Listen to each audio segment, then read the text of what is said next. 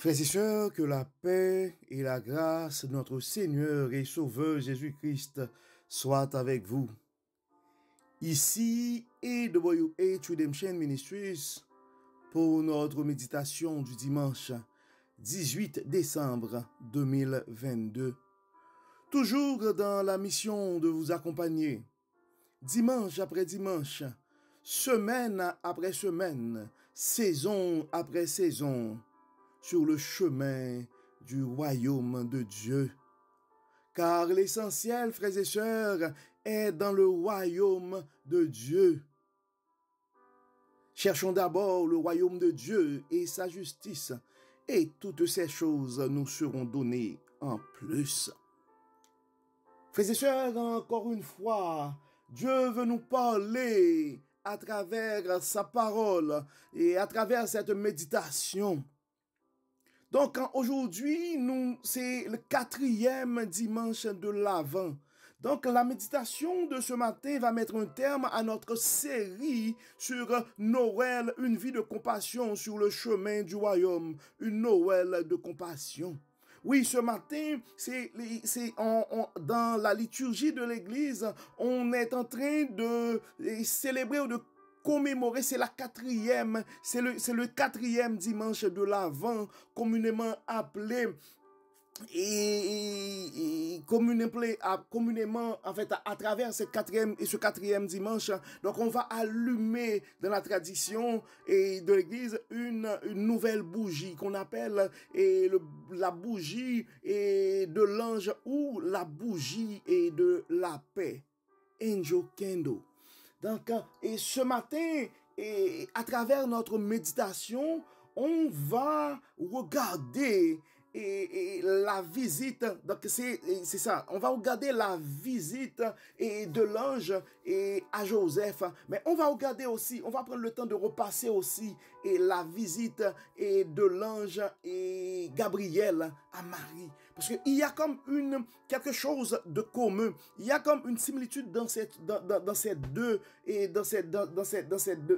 visites. Donc, quand l'ange arrive chez toi, tu n'as pas à te craindre.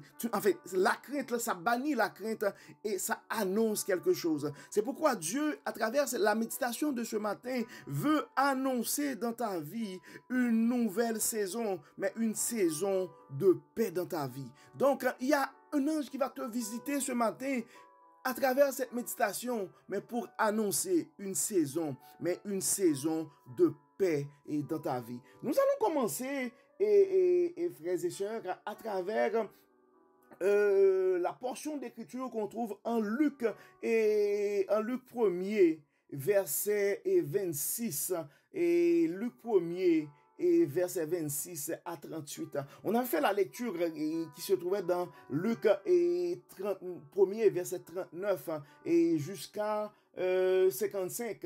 On a vu la visite de Marie à Élisabeth et on a vu aussi la semaine dernière le cantique de Marie, comment Marie a rendu grâce à Dieu pour la compassion envers sa servante.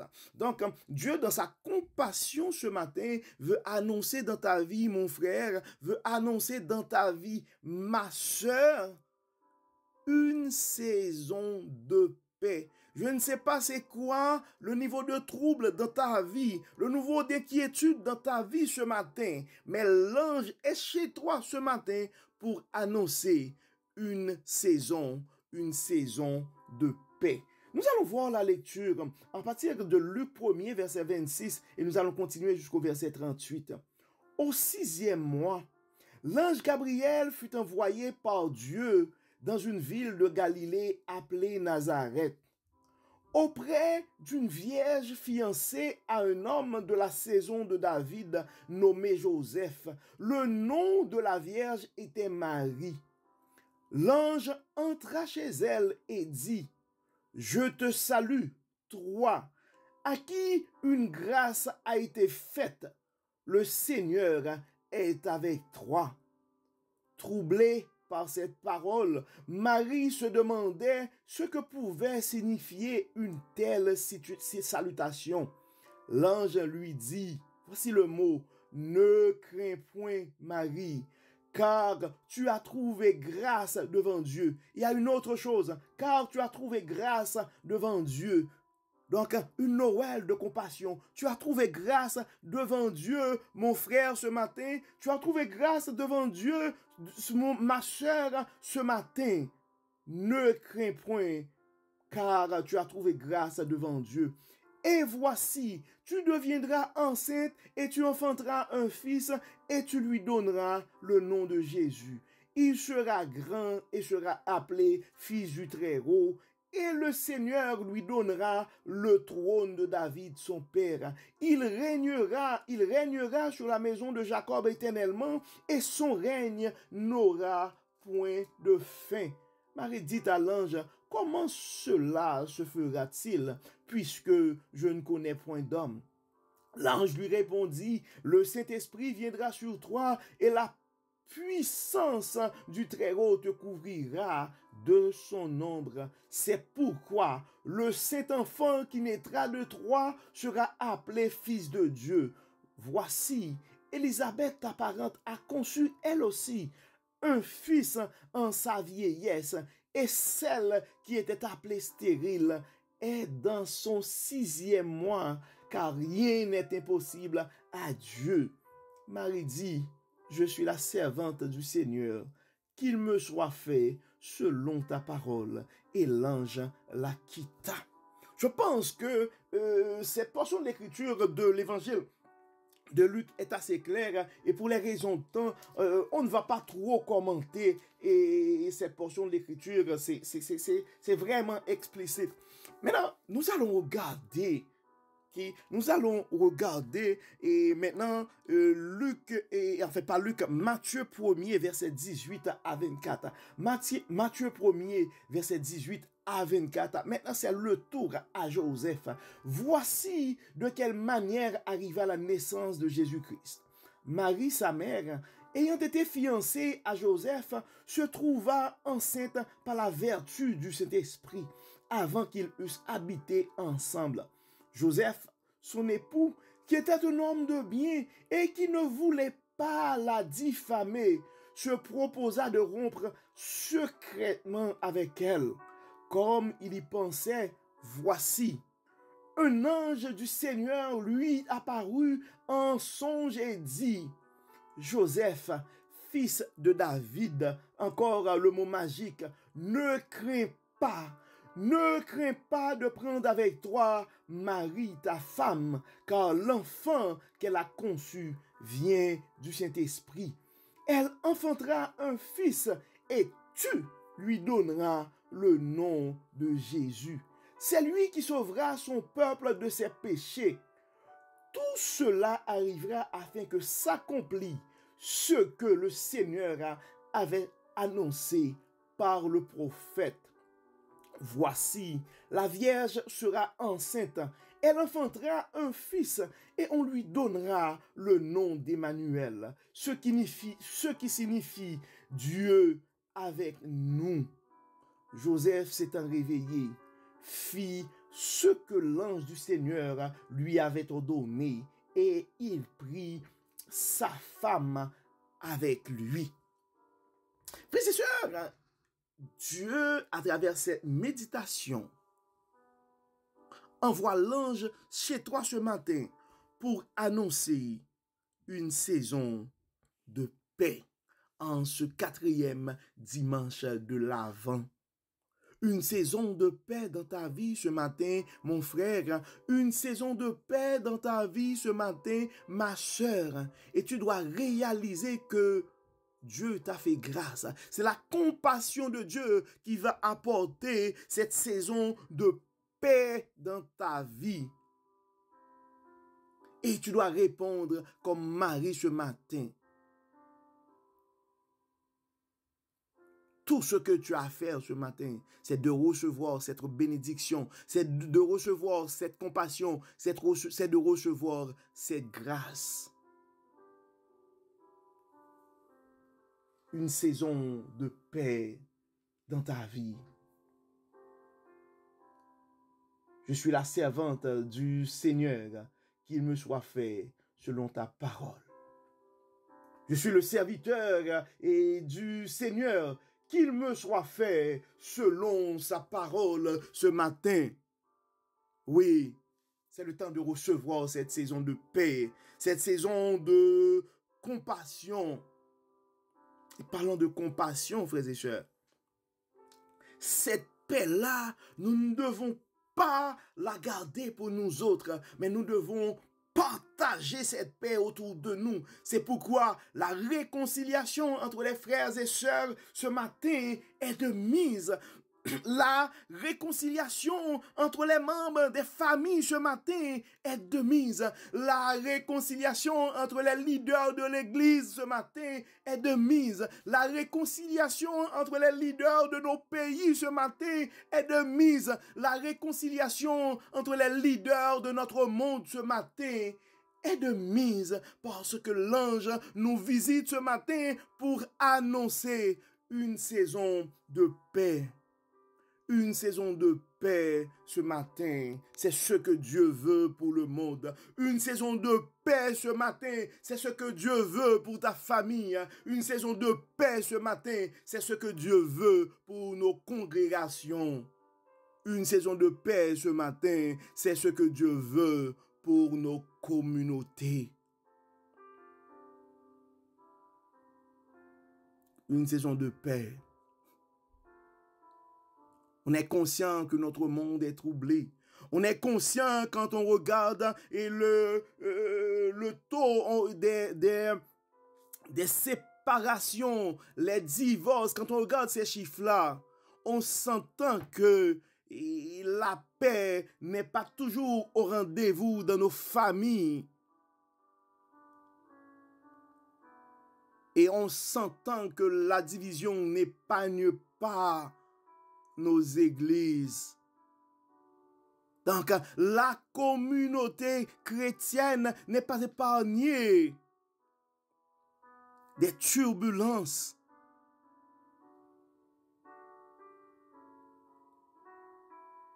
Frères et sœurs, mais Dieu, dans son amour, dans sa compassion, annonce une saison de paix pour notre monde ce matin, une saison de paix dans ta vie ce matin, une saison de paix dans ta famille ce matin, une saison de paix dans nos églises ce matin, une saison de paix dans nos pays ce matin, une saison de paix dans nos quartiers ce matin, une saison de paix dans nos cœurs ce matin. Comme d'habitude, frères et sœurs, nous allons prier. Nous allons demander à Dieu de nous permettre à ouvrir nos cœurs pour recevoir sa paix. Mais non seulement pour recevoir sa paix, mais pour garder sa paix en nous et la partager aussi avec les autres. Prions le Seigneur, frères et sœurs, prions le Seigneur. Dieu Tout-Puissant, Dieu trois fois saint, Dieu de paix, Dieu d'amour et de miséricorde, nous te disons merci ce matin. Merci pour cette grâce. Merci pour ta compassion et ta fidélité envers nous. Merci Seigneur pour ces promesses. Merci Seigneur pour le don Jésus-Christ. Merci Seigneur pour cette paix que tu viens annoncer dans notre vie ce matin. Nous demandons, Dieu clément, de nous aider à ouvrir nos cœurs pour recevoir ta paix. Mais nous te demandons, Seigneur, de faire en sorte que cette paix-là puisse être permanente dans nos vies. Permets, Seigneur, que cette paix puisse être permanente dans nos familles. Permets, Seigneur, que cette paix puisse être permanente dans nos pays, dans nos communautés, dans nos congrégations. Dieu de paix, Dieu de bonté. Beaucoup d'entre nous sont en train de vivre de grandes turbulences et nous avons du mal à croire que c'est possible que la paix puisse régner un jour dans nos pays, un jour dans notre monde, un jour dans nos cœurs. Mais nous croyons en toi, Dieu Tout-Puissant, car tu es le Dieu Tout-Puissant. Tu es le Dieu qui est capable de tout faire. Merci Seigneur pour cette grâce. Merci Seigneur pour cette compassion. Dieu Tout-Puissant, À plusieurs reprises, tu nous appelles à la compassion. Mais nous sommes toujours rebelles. Nous sommes désobéissants. Nous te demandons, Seigneur, de nous donner une double portion de bénédiction afin que, à la manière de Joseph, nous puissions être reconnaissants aussi ce matin. Aide-nous, Seigneur, à être obéissants. Aide-nous, Seigneur. Aide-nous, Seigneur. Assiste-nous, Seigneur, pour cette vie de compassion. Tu nous appelles, Seigneur, à une vie de compassion. Mais la chair en nous, des fois, nous empêche de pardonner, nous empêche de nous réconcilier.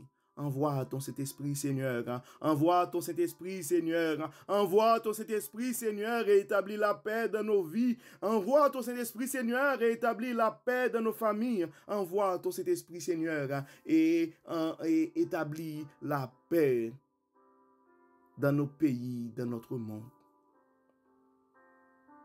Pardonne nos péchés, Seigneur, et exauce-nous au nom de Jésus. Amen. Amen. Frères et sœurs, nous arrivons au terme de notre méditation de ce matin. Nous espérons que votre âme a été bénie. Et nous allons profiter de cette occasion aussi pour remercier tous ceux et toutes celles qui n'arrêtent pas de supporter ce ministère. Continuons à partager le message de la parole de Dieu à travers les réseaux sociaux parce qu'on ne sait jamais ce que la parole de Dieu peut faire dans le cœur, dans la vie de l'un de ses enfants bien-aimés.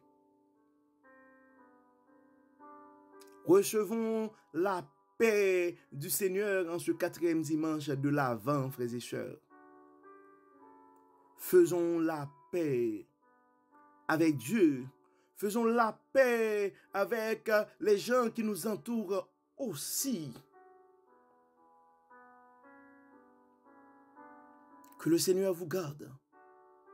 Que le Seigneur vous protège. Et nous vous rendons et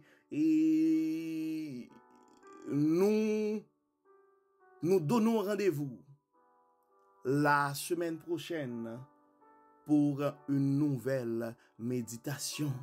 Mais avant de vous laisser partir, frères et sœurs, et je ne peux pas vraiment m'empêcher de partager avec vous ce morceau, cette chanson de John Littleton. Réconciliez-vous. Nous n'avons aucun droit sur la musique qu'on va jouer en bagarre présentement. Mais nous vous invitons à vraiment apprécier ce morceau qui fait partie des grands succès de John Littleton.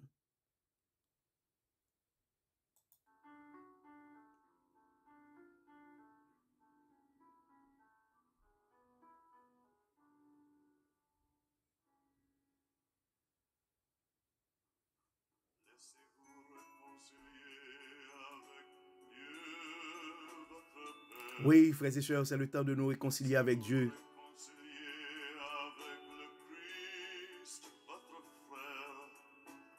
Acceptez-vous de prendre la main qui vous tend et de vous déclarer comme témoin en suivant son chemin.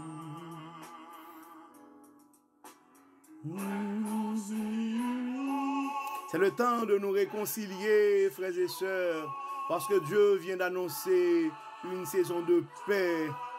Oui, Dieu vient d'annoncer une saison de paix dans nos vies ce matin, une saison de paix dans nos familles ce matin. Le temps est à la réconciliation. Réconcilions-nous, frères et sœurs.